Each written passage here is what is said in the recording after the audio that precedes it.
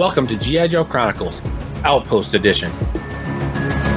I trust your mission was equally well executed. I want a stone-cold righteous attention!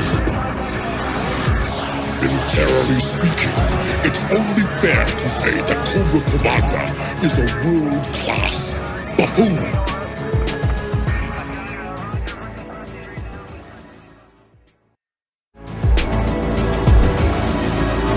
Hey, it's Tim Seeley, and you are listening to the G.I. Joe Chronicles on the LONGBOX CRUSADE. Welcome to G.I. Joe Chronicles Outpost Episode 9. I am Jim Meal, also known as Jim the Joe Junkie.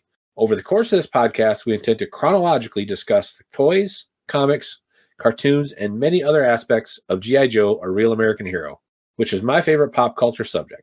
Without getting too bogged down in the details, just my co-host and I having a conversation and reminiscing.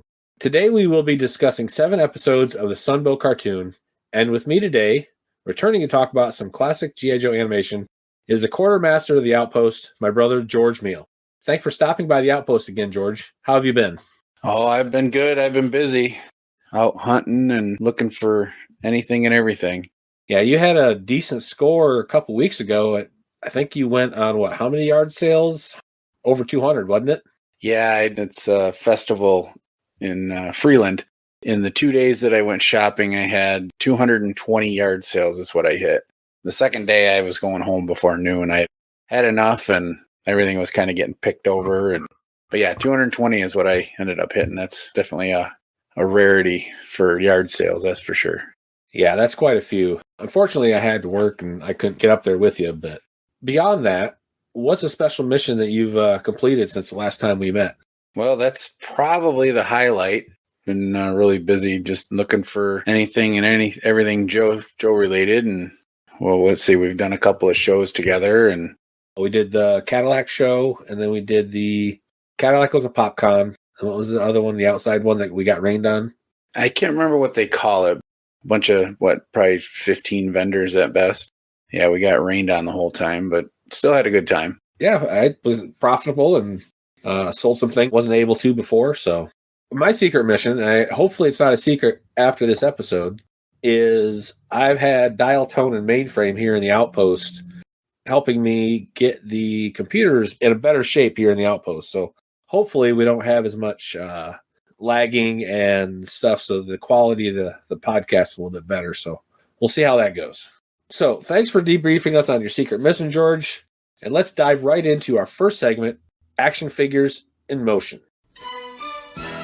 G.I. Joe will return after these messages. Last cartoon episode, we covered the first 7 episodes of Season 1, Countdown for Zartan, Red Rocket's Glare, Satellite Down, Cobra Stops the World, Jungle Trap, Cobra's Creatures, and The Funhouse. These episodes range from what I would say were the basic G.I. Joe Sunbow cartoons to one that had a hidden civilization of Primorts, so a little out there. This episode, we will continue to discuss more of the regular cartoon episodes of Season 1. Most of these episodes are single episode stories that begin and end in one episode, with a few 2-part stories sprinkled in, which we have a 2-parter today. Most of them have a fairly basic plot. Cobra attempts an evil plot, and G.I. Joe stops him. We will begin by giving the synopsis of each episode and expressing our thoughts on the highs, lows, and what does, but we call the what does fatal fluffies. So let's get started with the first one we will be discussing today.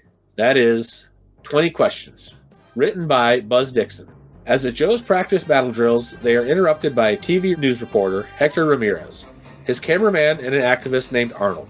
The trio are brought back to Joe headquarters, where they are matched up with Shipwreck to give them a tour of the Joe headquarters. The Shipwreck is tricked into taking the 3 amigos to a potential Cobra base in the Rockies. As they get close to the Cobra base, they are spotted by Zartan and shot down by the Dreadnoughts. Eventually, CoverGirl and Gung Ho notice that Shipwreck and the 3 Musketeers are missing. It is determined that Shipwreck took Huey, Dewey, and Louie to the Cobra base and fly to rescue them. During this rescue, the Joes are attacked by a squadron of Rattlers, which are taken out by Shipwreck by rewiring a Cobra missile launcher. While Shipwreck is saving the Joes and the Dragonflies, the 3 Stooges are captured by Zartan, and all 4 are taken to the underground Cobra base, where they meet Cobra Commander, and he reveals his plan to steal explosives and other dangerous gases from a local chemical facility. It is also revealed that the Baroness has been masquerading as the activist Arnold the entire time. Cobra attacks the chemical facility and are able to retrieve many loads of chemical and gas canisters. Freedom leads CoverGirl, Gung-Ho, Alpine, and Spirit to Wild Weasel, who informs them how to sneak into the Cobra base. As they mount an attack on the Cobra base, Shipwreck uses an earth boring machine to crush the chemical containers that had explosive gas, laughing gas, and others. As the Joes and Cobras are exposed to the laughing gas, there are some interesting side effects. The explosive gas causes damage to the base, and everyone escapes to fight another day. So, George, what is a high, low, or fatal fluffy? I've got a couple of them here. This one was pretty entertaining. Right out of the gate, the Arnold character, which we figured out why, but you hated him. You just wanted to just throttle him. It was very obnoxious. One of my notes was the Baroness disguised as Arnold. You hit the nail on the head. He was kind of annoying. It's that friend that you just kind of would rather be without, just okay, yeah, you're here, but just don't talk, And then and I thought maybe Zartan would have been a better choice instead of the Baroness. I thought it was, I'm sitting there watching, and I forgot that, and I had just watched it a couple days ago, and I watched it again this morning, and I'm thinking, that guy is so annoying. He's got to be undercover for one of the guys, and then of course it was Baroness. I go, oh, now that makes sense. And then at the beginning, when they were doing the whole training area, I thought that was weird that people just happen to wander onto the training base. Well, did they not have that on lockdown? Keep people out of there?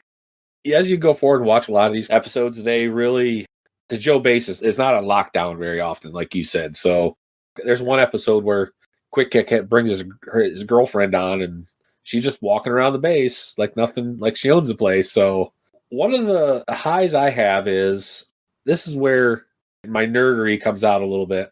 Hector Ramirez. This won't be the last time that we see him in the G.I. Joe cartoon. He's in a few more, but he also made some appearances in episodes of the Transformers, the Inhumanoids, and Gem. According to Buzz Dixon, he came real close to making an appearance in My Little Pony as well. With that, Hector Ramirez appearing in all these cartoons, many consider all these Sunbow cartoons to be in the same universe or connected in some way. Some of the connections are, there's Old Snake in one of the Transformers cartoons. He's got a faceplate. He talks like Cobra Commander.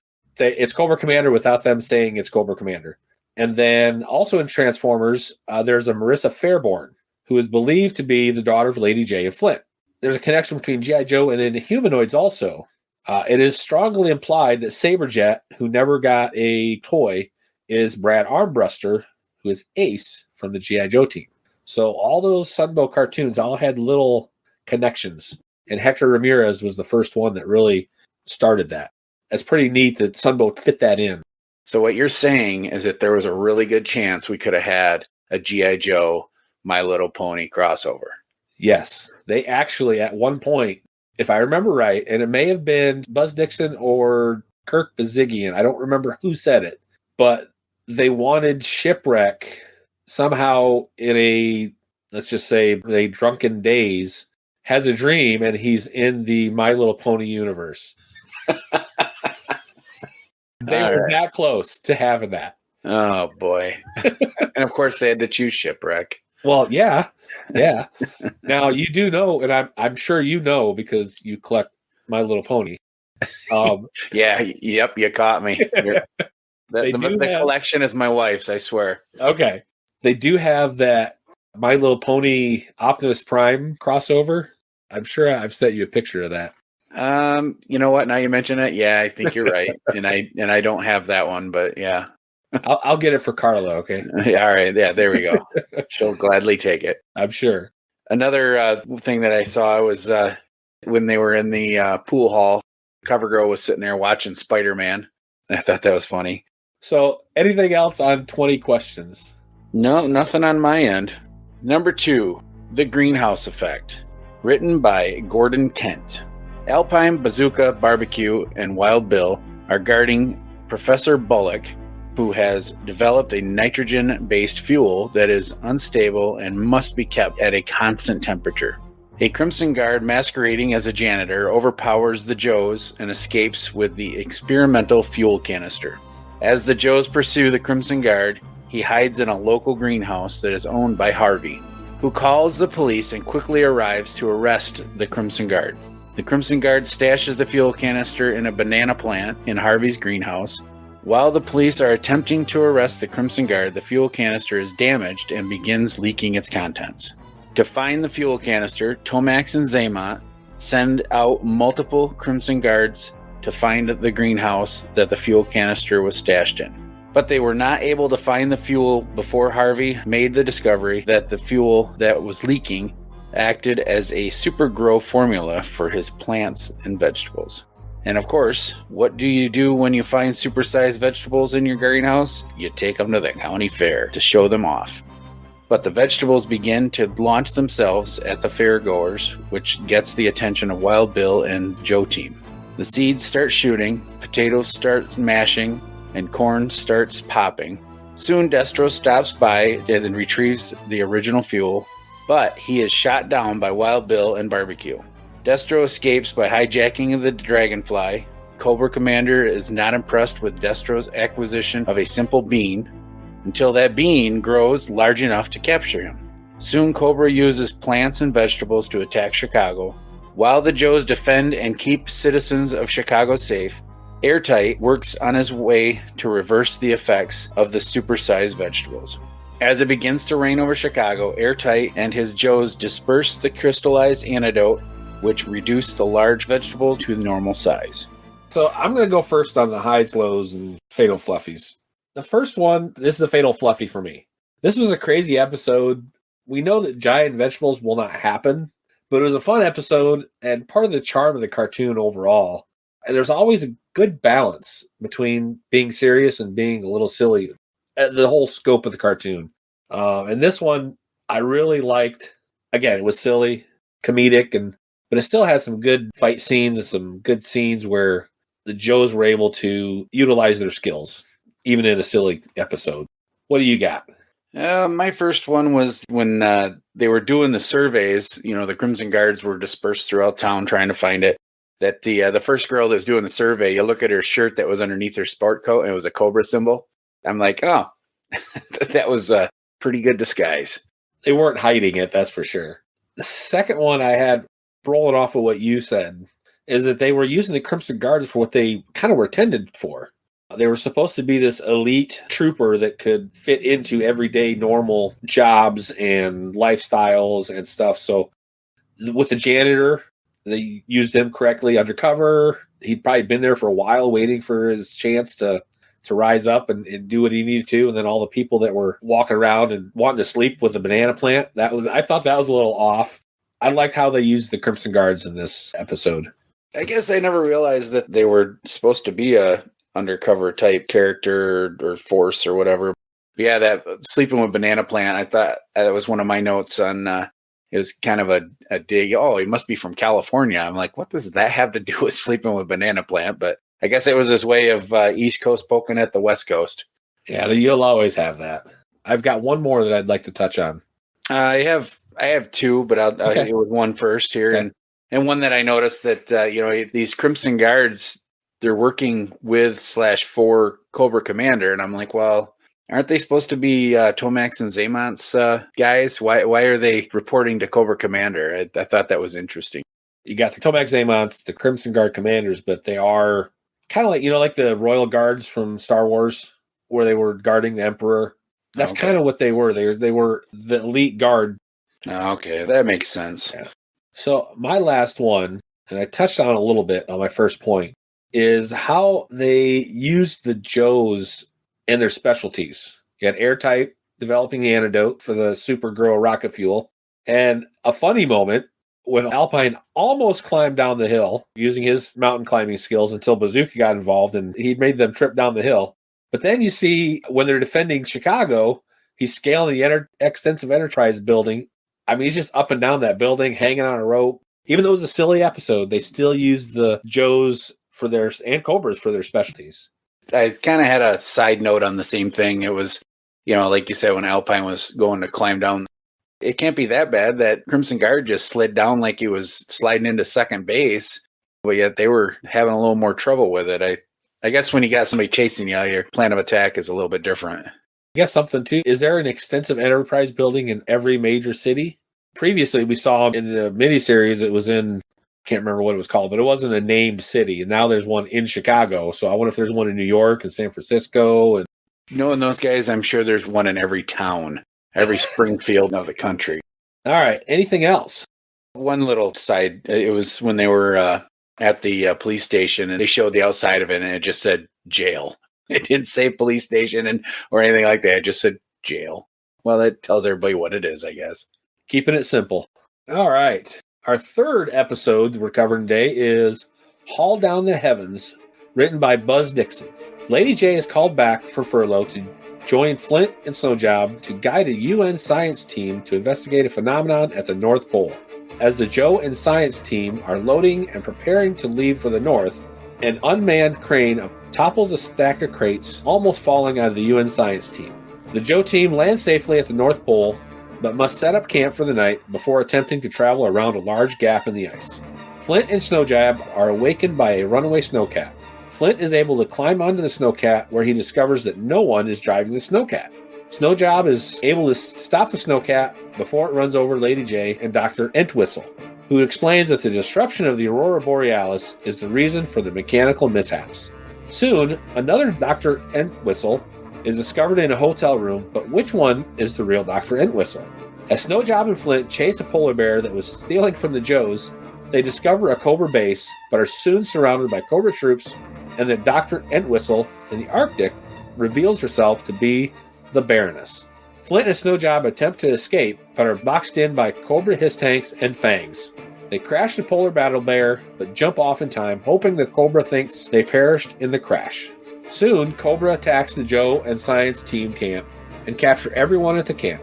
Snowjob and Flint attempt to ambush a squad of Cobras, but Flint is captured at the Cobra base and Snowjob is stabbed with tranquilizer darts while wrestling with a Cobra trooper.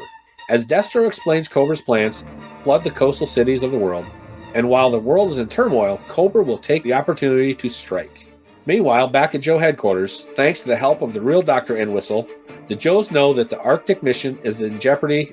Firefly observes the Joes preparing Sky Strikers and other vehicles for a rescue mission. Firefly sneaks into the Joe headquarters and adds a little extra to the fuel supply. Snowjob, not completely knocked out after being shot by tranquilizers, is rescued by a native. As Snowjob regains consciousness, he is able to ask them to call Joe headquarters. The engines begin to blow up on the Joe aircraft due to the acid that Firefly added to their fuel supply. One Sky Striker remains unharmed. Lady J and Flint escape and attempt to shut down the ion attractor, but are recaptured by Destro, Cobra Commander, and the Baroness. They are brought to an arena where they are forced to fight a polar bear. Ripcord flies to the North Pole in the only remaining Sky Striker. He is able to find Snowjob and administer medicine to him. Meanwhile, the remaining Joe team makes their way to the North Pole utilizing whale hovercrafts. While the Joes attack the Cobra base, Flint and Lady J are able to escape again. This time, they reach the ion attractor and increase the setting so high that the ice below the base begins to melt and sinks the base. Destro, Cobra Commander, and the Baroness all escape, and the Joes get a new mascot, a polar bear. So, what's one of your high lows or fatal fluffies, George? I've got a handful here, but we'll start off with when they were rescuing the scientist, when they started sinking in the water, and they're all trying to get out. They just shoot a hole in the side of it. Don't worry about the people inside you're trying to save. Just shoot it and hope for the best, I guess. All right. One of my highs, and to the detriment of our synopsis being extra long, is that this was a fast-paced episode. It almost could have been a two-parter. As I was doing the synopsis, I'm like, how do I get all this in? And I think you're going to find that Buzz Dixon's episodes that he writes are going to be that fast-paced, all over the world, bouncing between two different places. It's definitely a fast-paced episode, and I like that. Another one I had was when Snowjob got rescued by the natives. I don't know. I thought it would have been an interesting thing if the same old man that saved Snake Eyes would have been somebody that saved him. But then again, he might not have had the radio to call G.I. Joe. But they could have wrote that in, I guess. But yeah, I was like, oh, that'd be a perfect opportunity for him to come back in. But I was thinking that as well. I was like, oh, is that who I think it is? No, it isn't. Gosh darn it. No, I was thinking the same thing. That would have been pretty neat. I don't know if this is a high or a fatal fluffy. Seeing the Cobra Trooper and the Joe characters in winter gear, I guess is a high. When they were in the winter, the Joes always had winter gear on. They always had those brown jackets. And it was weird. Some of the Cobra Troopers, well, I don't know if they were Snow Serpents or Cobra Troopers, because the Troopers had Snow Serpent uniforms, but helmet and masks for the Troopers. So it was neat seeing that they kind of, okay, yeah, these guys need more than just a uniform, and they kind of crossed over. So I thought that was neat. The environmental, yes, they had to sell toys, but you got to be realistic too. Yeah, I'm surprised, or I wish that even Super 7 would have re-released some of those. And I think they didn't they? Some of the Winter Troopers or anything like that? I'm sure they did the Snow Serpents, but they also did those. I don't think we've covered this episode yet. The dummies or the robots from, I don't remember what it's called, but it wasn't the Fun House, where they had some drones that were dressed as Snow Serpents, but they had like a clown head. Yeah, I do remember. Yeah. That's true. They did do those. I guess you could always customize them a little bit if you wanted to make it a little less corny. I don't pay a lot of attention to Super 7 stuff, so. No, it's not original, so I get it. Yeah. All right, what's your next one? My next one I thought was a pretty cool, maybe a next customization option for you is the side door on the Hiss tank. When Cobra Commander was hanging out of it, I'm like, that would be a pretty cool feature to have on the toys. Yeah, I saw that, and I thought, that's a possibility. I mean, the Hiss 2 had the rear door that would drop down and you could slide out and put troops in. And of course, the classified Hiss has troops you can put inside of it. But yeah, the side door, I saw that. I'm like, that would not be hard to customize. My last one, and maybe you're going to touch on it, is the scale of the Snowcats were off just a little bit. Okay, they were off quite a bit, I'll be honest with you. Yes, I was going to write that down. I go, I think I can find something else to bring up on that. But yes, I did notice that. And they weren't all tracked. They were all wheels. So I was like, well, they tried. We had seen Snowcats in the miniseries. So it wasn't like this is the first time they used them. So I don't know what that was all about. They were just off. I couldn't ignore it. So that was a fatal fluffy for me. I couldn't ignore that. Well, and it kind of went back and forth, right? When they were at the base, they were normal. Yeah. But then as soon as they got out, and maybe it was the Aurora Borealis, yep. Changed the distortion. Yeah, it was different resolution. Yeah, that was what it was. Yeah. Anything else on this episode? The last one, it was just a small snippet on they're fighting the polar bear. Fighting started happening outside, and so Cobra Commander kicks open the door and say, "What's going on out here? Get off my lawn." And then they just left the door open. So we're like, oh, I guess we don't have to fight the bear anymore. They left the gate open for us. We can just have them cut the chains and away we go. I thought that was a pretty funny. I'm like, you guys could have had them. You just left the door open, didn't close the gate behind you. Yeah, Cobra Commander sometimes, and this is coming up on one of my other later episodes, if he could just get out of his own way, he could be really successful. Yes, thankfully he's a knucklehead, and otherwise G.I. Joe would have a little bit more, and a lot of all the infighting. We all know that definitely their demise, but that's okay. I believe you've got the next one, George. I sure do. I can hardly contain my excitement. No, I'm kidding. Number 4, The Synthoid Conspiracy 1 and 2, written by Christy Marks. With top military brass observing the Joes conducting war games, but Cobra has other plans and ambush the Joes. Duke's Sky Striker is shot down and is rescued by Torpedo and Deep Six. Meanwhile, the military advisors are kidnapped by Zartan and replaced with Synthoids. Exact replicas created by Cobra to infiltrate the Joe's command structure. After the battle is over, Duke and Scarlet are reprimanded by the Synthoid leaders and denied the opportunity to investigate the reason for Cobra's seemingly senseless attack. Zartan and Cobra Commander share with Destro that they intend to replace one of the Joes with a Synthoid. But before they reveal which one, Zartan creates a Synthoid of Destro, who is not impressed. Destro demands that it be destroyed by using the control device for all of the Synthoids. The Synthoid generals begin to cut operating budget for the Joe team, and it doesn't take long for the team to feel the effects. Low fuel, low ammo, and no money to purchase repair parts. When Cobra attacks the Joe headquarters, they have no supplies to defend themselves, What seemed like another senseless attack was actually a cover to replace the real Duke with a synthoid. No one notices that Duke and the other generals have been replaced. But there is a certain four-legged member of the Joe team that senses they are not the real leaders. After the synthoid General Franks disbands the Joe team, Junkyard attacks. Mutt and Junkyard are chased by Rock and Roll, who help them escape. The Joes are assigned to new posts after disbanding of the Joe team. Soon, Breaker intercepts a transmission from the Pentagon to an island in the middle of the ocean. The Joes begin to make plans to get back at Cobra. The Joes break into their own headquarters to retrieve their equipment, but the synthoid Duke has warned the generals of their plans and has trapped the Joes in their base. A very unlikely ally assists them in escaping, Destro. Meanwhile, the real Duke attempts to escape from Cobra. Mutt and Junkyard save him from Copperhead.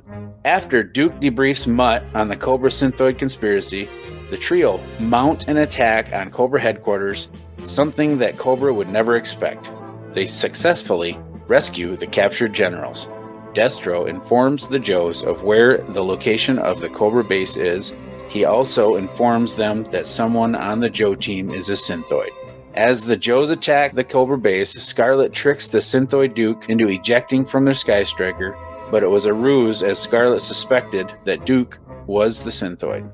After a short fight between the real and synthoid Duke, Junkyard chases off the synthoid Duke, who runs straight to Cobra Commander and Zartan. But in his zeal to determine if this was the real or synthoid Duke, he had the controller on the wrong setting and destroys all the synthoids, not just Duke. And as usual, Cobra Commander and Zartan escape, and the Joe team is restated with full honors. That two-parter, there was a lot there. There's a lot going on, that's for sure. We had the miniseries, which were 5-parters, but this is our first 2-parter. Well, rightfully so. As we just said, there's quite a bit going on. Last time we recorded a cartoon episode, you and I, we discussed a couple of writers, Steve Gerber and Paul Dini, and their impact on comics and animation. Steve Gerber wrote some comics and then did the animation. Paul Dini, this is one of his first assignments, and then went on to do the Batman, the animated series, and the DC universe and all that. This time I wanted to discuss Christy Marks. Without her, many of our favorite shows from the 80s, all the way up until recent history, would not be the same. She wrote, of course, for G.I. Joe. She wrote for Gem, Spider-Man and His Amazing Friends, Beast Wars, X-Men Evolution, and the list goes on. So often we don't think about how much these writers, voice actors, and animators were a part of pop culture, how much their input and how talented they were, and how much it affects so much. And I think you mentioned it previously when we were talking about Paul Dini and Steve Gerber. They're just doing this to make a living. And they're talented. They do what they can. And then we're looking back 30, 40 years later and going, this was good stuff. And if you look on IMDb at Christy Marks, you will be blown away at how much stuff she has done all the way up till now. I love looking into this stuff and realizing how much our childhood, our kids' childhood even, my kids, some of the shows that she worked on, she wrote those. So it's amazing how talented some of these people are. That is interesting. I guess that makes sense why Spider-Man references made his appearances in a few of these episodes. There was another reference in this one as well to Spider-Man. Sunbow had the rights to Spider-Man and His Amazing Friends and Marvel Productions, so that's part of it as well. I guess maybe I'll have to go back and watch some of the old Spider-Mans and see if there were G.I. Joe references. Possible. I haven't watched them in a long time, so I couldn't tell you. And we wouldn't have picked up on them back in the day anyway. All right, so what's one of your first high-lows or fatal fluffies? Again, with Shipwreck, it's kind of a rinse and repeat kind of thing with him where he's constantly hitting on the women, trying to score, dates or whatever it is he's doing. He's doing it again with Scarlet. He's pretty relentless. It's just something that sticks out to me all the time. That's pretty normal for him. I'll discuss in another couple episodes here how that kind of worked out for him later on. My next one is a high. After they decide, hey, we're going to attack Cobra. We're going to put the team back together. They were getting their weapons from the armory. They showed some unique weapons. They had quick kick swords. They don't usually show individual swords like that or weapons. And they were using the M16 style weapons not the typical XML art weapons that they used previously, or they always used the same style. Everybody had the same one. And I wonder if that's because they were breaking into a normal military facility, not their facility, to get the weapons and fuel. And because they kept the M16 style weapons all through the rest of the episode. That was my guess when I saw that. Obviously, their guns were out of ammo, so they had to use somebody else's. I thought that was consistent. You know, they were like, hey, I don't know if they were thinking about that when they did it, but it makes sense now, and it's consistent with. Yeah, they didn't switch back over halfway through, and yeah, they stayed with it. That was good. One of my, I don't know if it's a high or, well, I guess what I would say is more of a low. When Cobra was attacking the base and everybody's running out of ammo and Rock and Roll ran out of fuel, but then all of a sudden, when he's chasing down Mutt in Junkyard, all of a sudden he's got fuel for his motorcycle. Okay, where'd that fuel come from, buddy? Why were we chasing him? I thought that was kind of must be the general's brought a can of gas with him or something. He forgot to switch it to reserve. Oh, that's what it was. He like switch it over. Yep, you're right. With the quads and motorcycles, usually have that reserve. So I forgot about what it is. Yep. Yeah, you caught me. My last one. Hopefully, I'm not taking it from you. We touched on it a little bit. Talk about the last episode. If Cobra could, and specifically Cobra Commander, could get out of their own way, they could be so successful.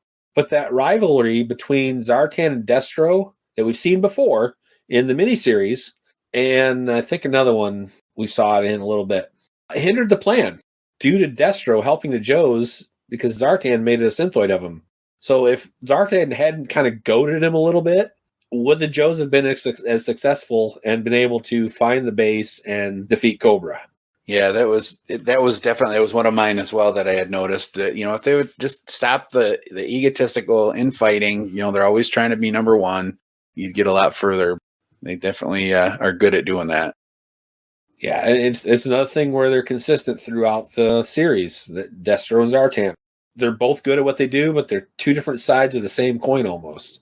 Anything else? Yeah, my last one at the beginning when Destro was on the sub and he was complaining about how it was such a pile of junk because it wasn't his, or it made me wonder where, if they weren't getting it from Destro, where was Cobra getting their equipment and their weapons? Because I just thought that they got everything from Destro, and Mars was the go-to, and there was nobody else. I don't know if you ever saw where they got their equipment from.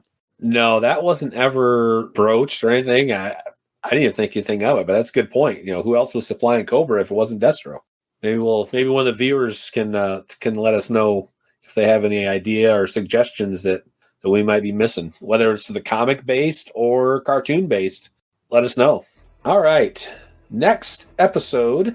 I'm glad I get to read this one. Is The Phantom Brigade, written by Sharman DeVono.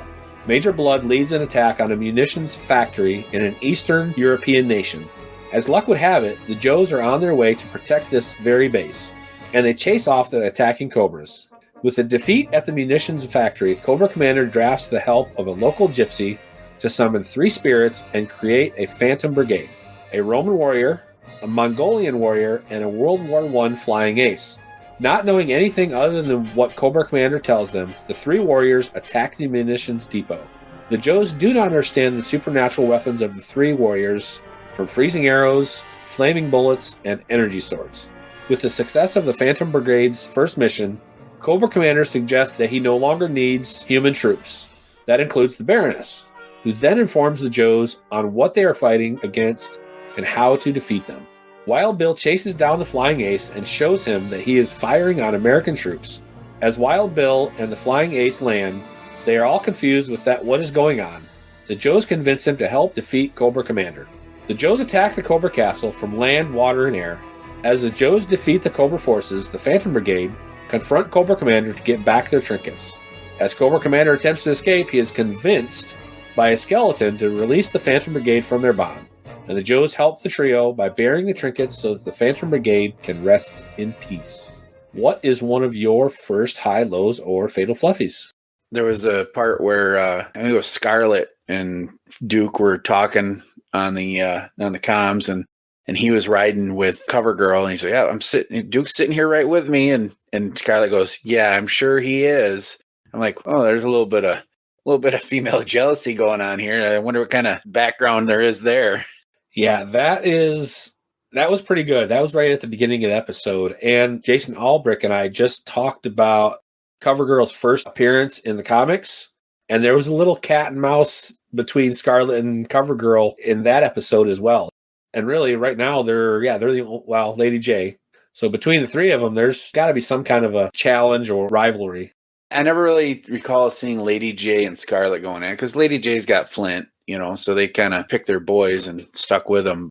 And you got CoverGirl, because Shipwreck's not going to do it for her. Hold that thought on Shipwreck and CoverGirl. One of my highs, I know the premise of this episode is a little out there with gypsies and ghosts and talking skeletons and all that stuff, but this is one of my favorite episodes of the entire series. I can't pinpoint why. I don't know if maybe it's just I was at the right age, the mystery of it, or the tone of the episode, or how the Joes were able to help the spirits of the Phantom Brigade finally find peace. I don't know what it was, but whenever I think of one of my favorite episodes, this one always comes up. It's not number one, but it's right there in my top 5. Can't really pinpoint it. It's just right timing, the tone, just all the interactions between the Joes and the spirits is just one of my favorites. What's your next one? I really only have one other one that it's more of a I wish this would have happened kind of thing. Was when they were jumping out of a cargo plane. I thought, you know what? Why did they never make a G.I. Joe cargo plane?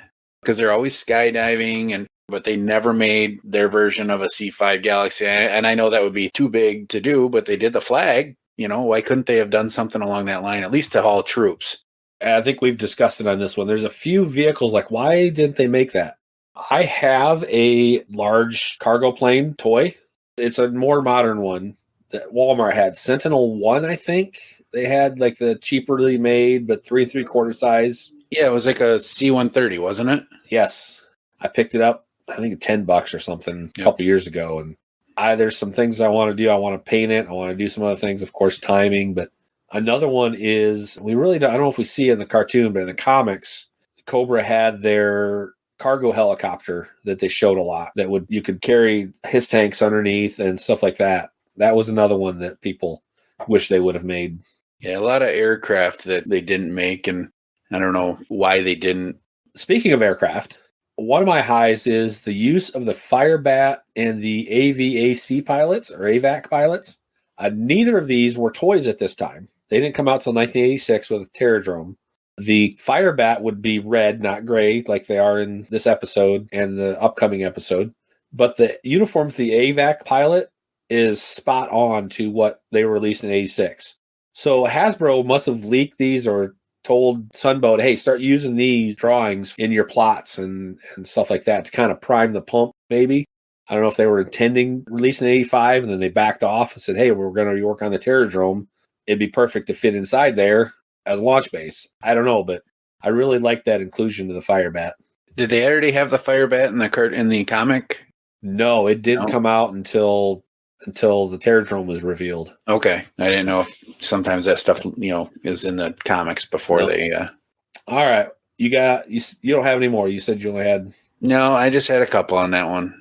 The only other one, and we touched on a little bit, is, again, Cobra Commander offends one of his associates. This time it's the Baroness, by suggesting that he wouldn't need her services anymore due to the Phantom Brigade doing so well. So what did she do? She said, well, you know what? I don't like that idea. I'm going to go tell the Joes how to take care of this. Yeah, he does a really good job of alienating his team, and of course, when dad makes you mad, you go to mom. Try and find another ally when you're sibling or something. Get your story straight. Yeah. All right. I think we're on to our last episode, aren't we? I do believe so. Number 6 is Light Camera Cobra, written by Buzz Dixon. While recording a live-action movie based on G.I. Joe, a movie, producer wants a more realistic feel to his movie. He demands that real Joes and equipment be provided for his movie. One of the pieces of equipment that is used at the studio is a captured Firebat, which has a tracer that leads the Joes back to the Cobra base.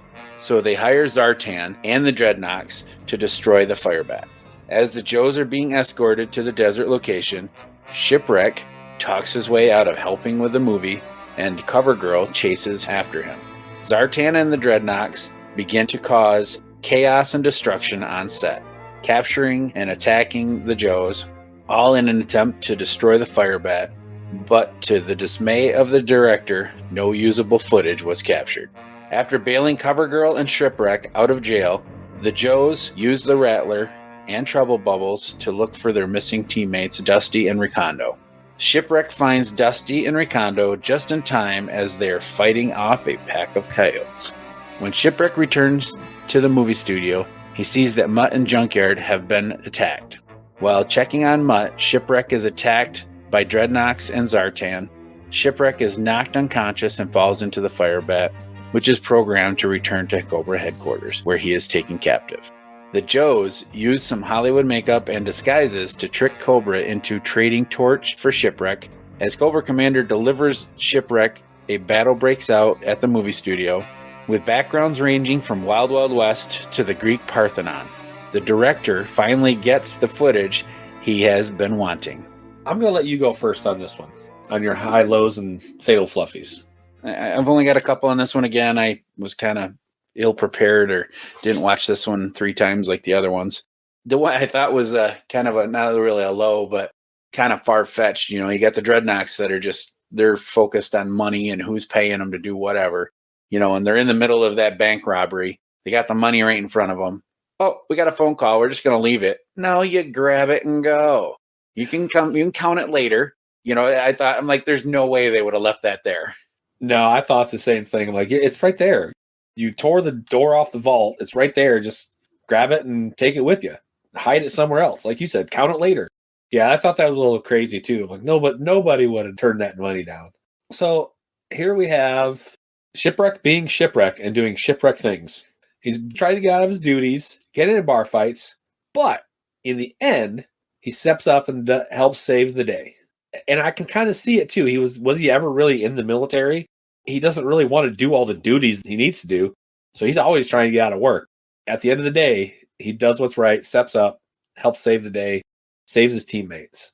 I thought that was a very good snapshot of who and what Shipwreck is. That was one of my other ones. There he is in the airport hitting on the gate attendant, you know, and she's like, yeah, get rid of these guys. He just won't stop hitting on me. And then he wants to go to the bar, wants to party, do this. But yet when it's time to step up, he does the right thing. He has a very good moral compass when it comes to that. You got another one? Sadly, no. I'll probably just piggyback off of one of yours or add to it as we go. All right. So I can never remember which episode this happens in. Probably remember it going forward. But what'd you think of when Destro walked in on Cobra Commander eating with his mask off? And he kind of like, oh, put your mask on, Commander. I don't want to look at that. So somehow his face was disfigured or nasty or something. So as a kid, I'm like, oh, okay, whatever. But going back and I don't know if they were hinting at this now. And I don't know if you remember the G.I. Joe movie when he turned into a snake or whatever. And then DIC, he was reverted back. In the movie, they suggest or tell that he's part of that Cobra Law. Is that what they're hinting at here? I thought it was interesting going back and watching it again. Yeah, having watched them, and like you said, that's something they were hinting back to because we've seen how he ends up. And we're like, well, maybe that was kind of their lead into where we were going with the rest of it. Yeah, it was interesting. Made sense now. So the next one, and this is kind of again, the nerdery or the geekery comes out. Throughout this show, I've kind of been hinting, hey, Shipwreck and CoverGirl. In this episode, they kind of bond a little bit. Yeah, he's hitting on her and, this and that, but they bond a little bit. Well, later in the early 2000s and going forward, Devil's Due and IDW Comics actually make CoverGirl and Shipwreck an item, boyfriend-girlfriend. When originally reading these comics, I'm like, why would they even pair those two up? Where did that come from? Why'd they even think about it? And I noticed in a couple of these episodes we've already watched, there's small interactions. This one really kind of cemented why I understand now why those writers of those comics kind of picked those two, because they were bickering back and forth, but the personality, Shipwreck's kind of a crazy. To me, from what I'm seeing, I don't remember CoverGirl being in this many episodes, but she was in a bunch of them this time. But she doesn't take any crap from him either. She tells him how it is, and she's like, hey, this is what you got to do. Shut up and do your job. I can see why those writers of the comics put those two together. It was pretty neat to revisiting this and understanding that a little bit more. Yeah, now that you mention it, she jumped right on the opportunity to go keep him out of quote-unquote trouble. She's like, no, I just want to spend some time with him. I'm going to keep an eye on this guy, keep him in line. You know, we all know if it wasn't for the women in our lives, well, our lives wouldn't be nearly as long for talking us out of dumb things. You're right there, because there's some things that I think about doing, and then my wife, Crystal, says, yeah, you really want to do that? Or as we're doing it, her voice is in the back of your head going, yeah, you probably should put a helmet on, or you should probably just not do that at all. The last one I have, I'm sure you caught it.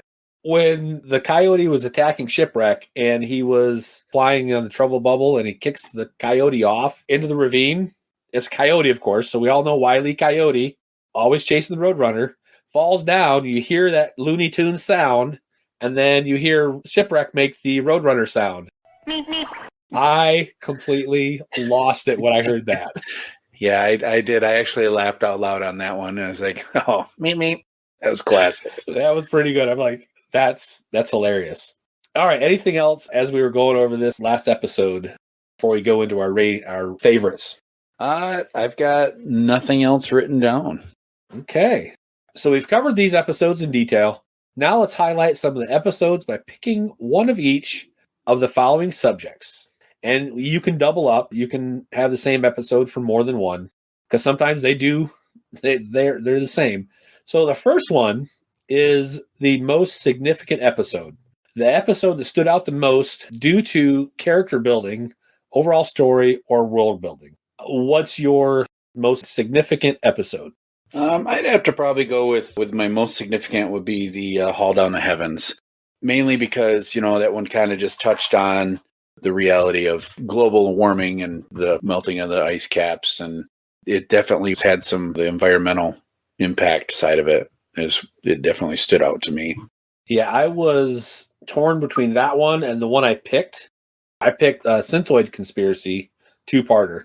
From the fact of how it kind of dispersed the team, it kind of made them put them in a different, something they're not used to, as far as not being able to rely on each other until they said, okay, we're done, we're coming back together. Again, we've talked about it before. Duke at that time was a Synthoid, and it took Scarlet, who stepped up and said, hey, we're doing this, and we're going to make it work, and just the overall team building and the scope of the episode, I guess. All right, next one.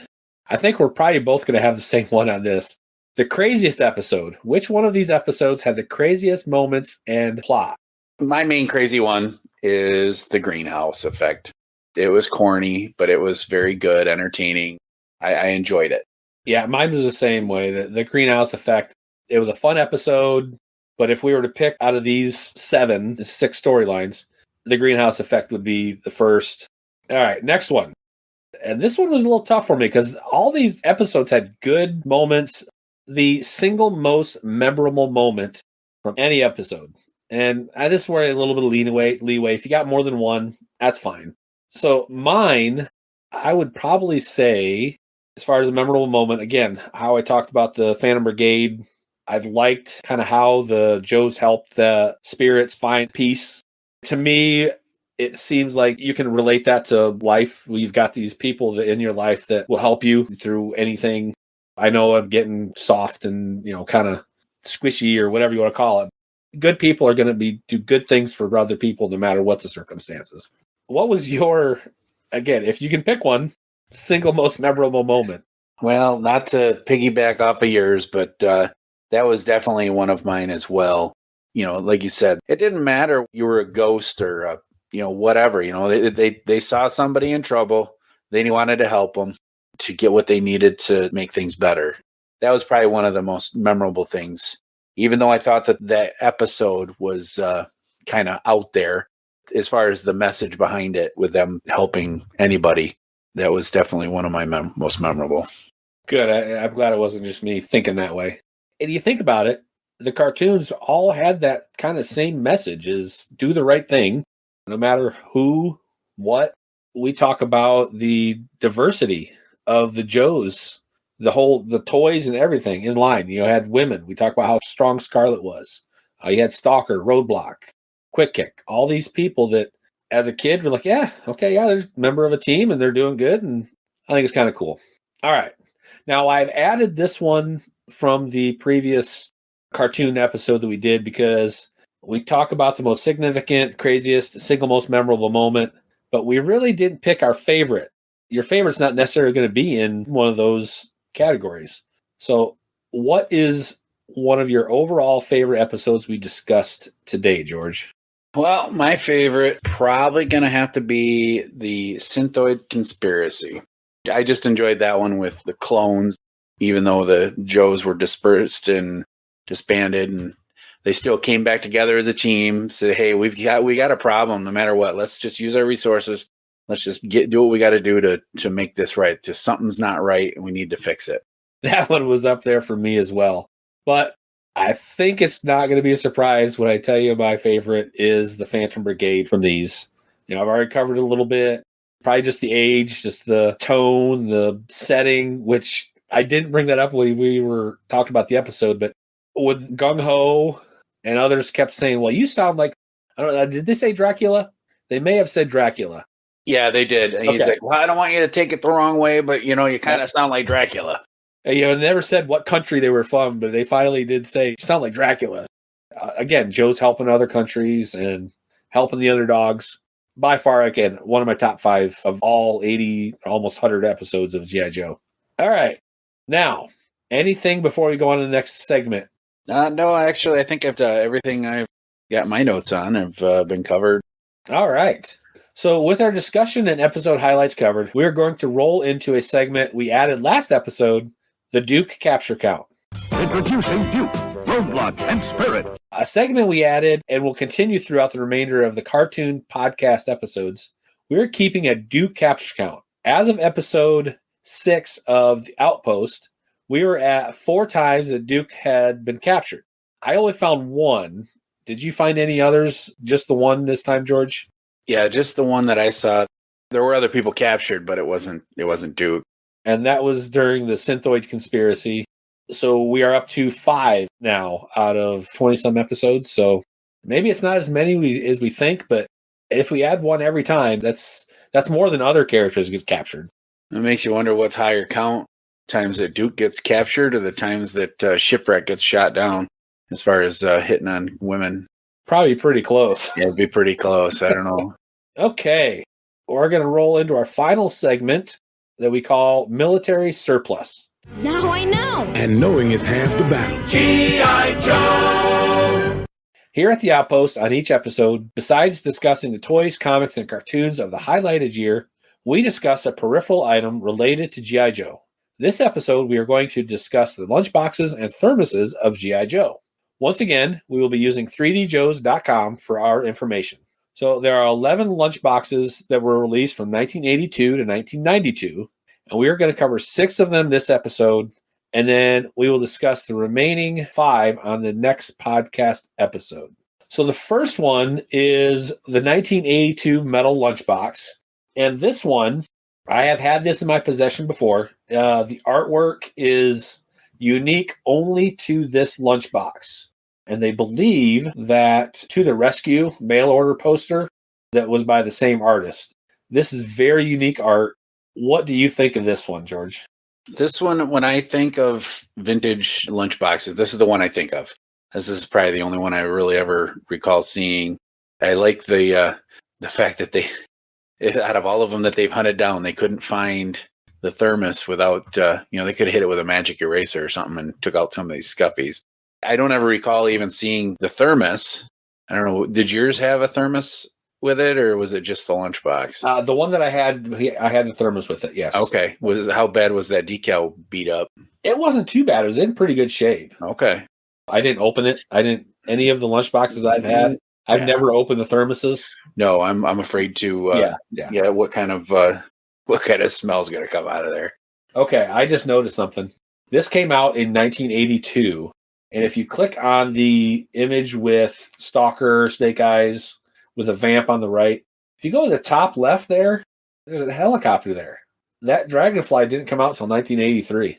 So the artist added that helicopter without it being part of the toy line. Interesting. All those characters, though, those are all the originals, aren't they? 82. Yeah. Was that gun that was on the Vamp, was it? Yeah, that style. With the twin barrel. Rarely do I see the Vamps with a gun still on them. Yeah. Well, it's just like that one that I've got. Well, it's not the Vamp. It's the Vamp-esque Street Fighter version. Yeah. But yeah, that doesn't have the guns on it either. All right.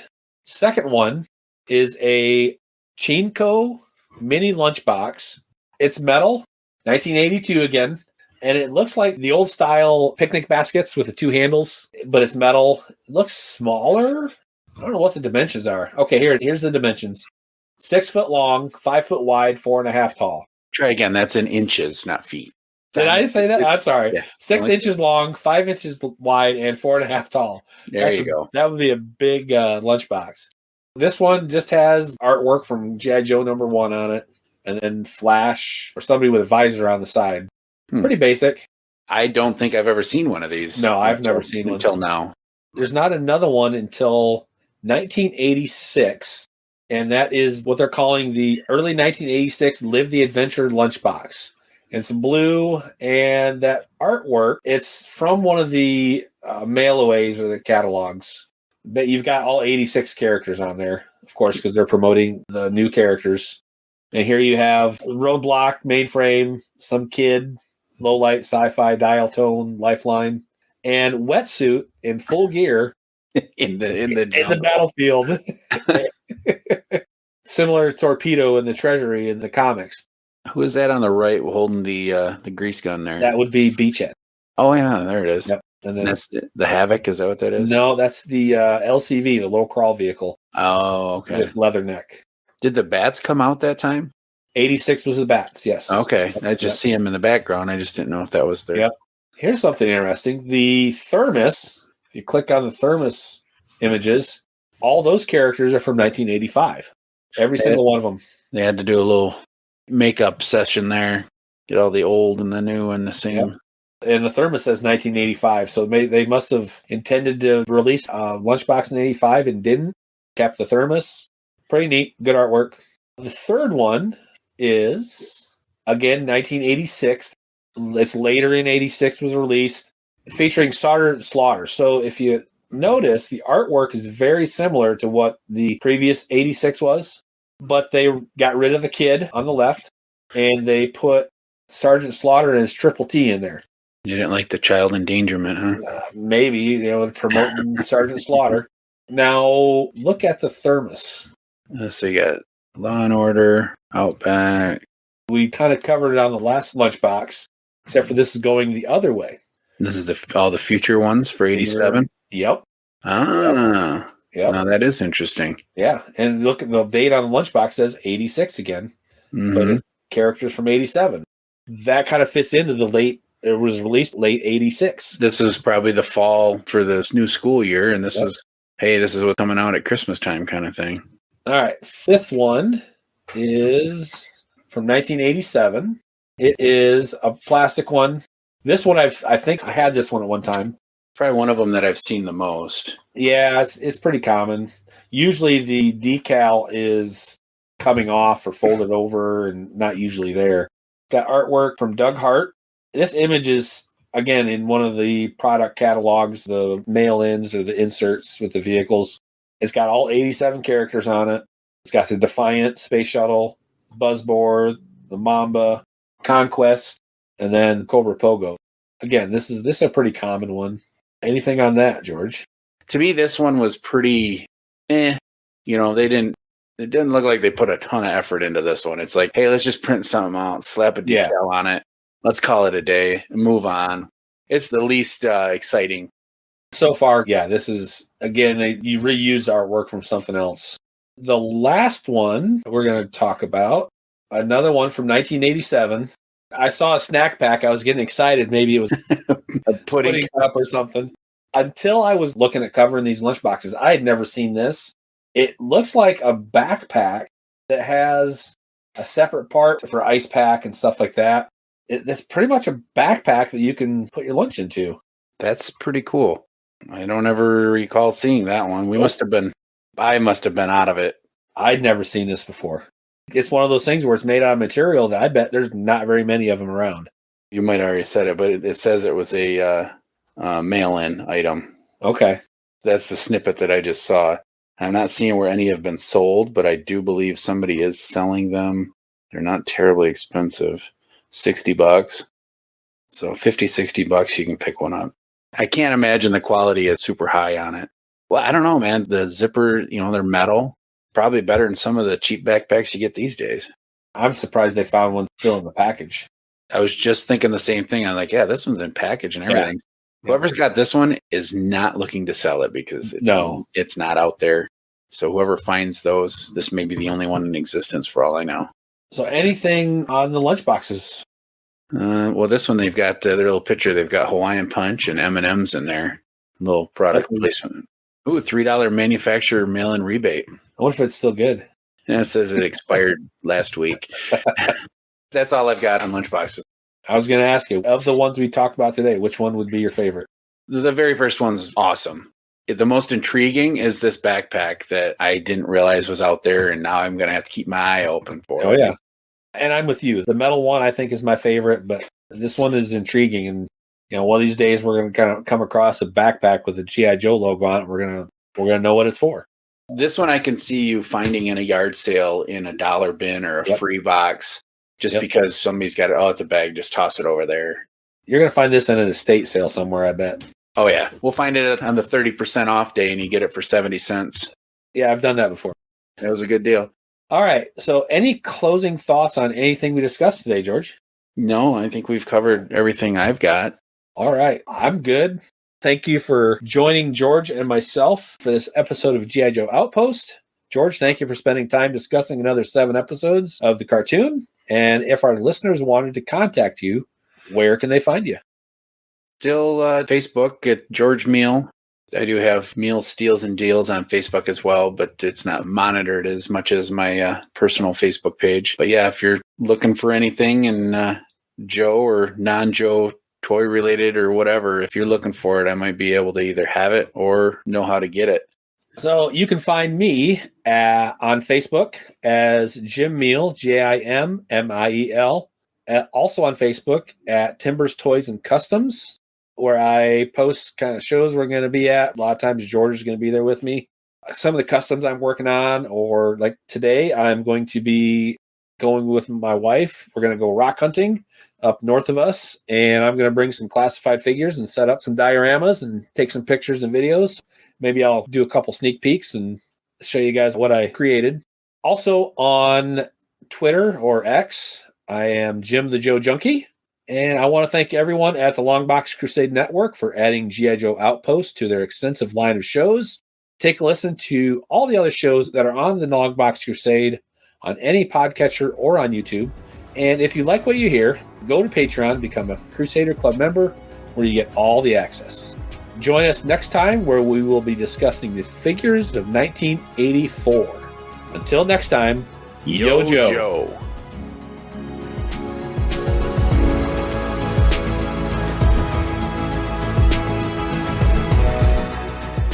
I didn't know if that was traffic or if that was air traffic. So it's a nice day out, so people are going to be running like crazy. I don't know what's worse, that or that cricket. You hear the cricket? Yeah. The editing's going to suck. Cricket. Dang it. Deterrent. We had one in the house last night. It was horrible until I found it. Crickets don't last long in our house because Carla will get up in the middle of the night and hunt it down like a fiend. She won't let them survive. I was hoping you weren't hearing that cricket. Sorry, right now. No, there's nothing you can do about it. Just knowing they're going into it editing, that's going to suck. Jeez, OP. They have to know when Joe attacked. You'd think this is my first time reading anything. But I was riding the bus on that one. Yeah, that one I didn't have time to clean up. I apologize for that. That's all right. We made it. There's a big ass bee in here.